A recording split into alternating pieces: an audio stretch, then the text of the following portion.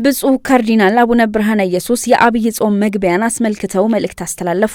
የኢትዮጵያ ካቶሊክ ቤተክርስቲያን ሊቀ ጳጳሳት ብፁዕ ካርዲናል ብርሃነ ኢየሱስ የ2018 ዓ.ም አብይ ጾም መግቢያን በማስመልከት አባታዊ መልእክት አስተላልፈዋል። ብፁዕ ካርዲናል ብርሃነ ኢየሱስ በመልእክታቸው የጾም ወቅት ከተለመደው ዓለማዊ ውሎ ገለል በማለት የመለወጥን ጉዞ ለማጠናከር ወይም ለመጀመር ቤተክርስቲያን የምትሰጠው የጸጋ ወቅት እንደሆነ አውስተዋል። በዚህ ቅዱስ ወቅት ራስን በመግዛት በስነ ምግባር በመጠንከር ህሊናን በማዳመጥ ና በመመርመር ክርስቲያናዊ መታደስን መለማመድ እንደሚገባ ጠቅሰዋል። የአብይ ጾም የጌታችን የመድኃኒታችን የኢየሱስ ክርስቶስን ሕማማት ሞትና ትንሣኤውን በጥልቅ ማሰብና በመንፈሳዊ ተጋድሎ ራስን ለማዘጋጀት የተሰጠ የጸጋ ጊዜ እንደሆነ አስረድተዋል። በፈተና በተሞላው ዘመናችን ክርስትናችንን በጸሎት በጾምና በምጽዋት ለማጠናከር የምንተጋበት ቅዱስ ወቅት ነው ሲሉም አመላክተዋል። ምዕመኑ በአብይ ጾም ወቅት ከራስ ባለፈ ለጎረቤቶች፣ ለተጨነቁ ነፍሶች፣ በሐዘን በስቃይና በጦርነት ላሉ ወገኖቻችን ለሀገርና ለመላው ዓለም እንዲጸለይ አደራ ብለዋል።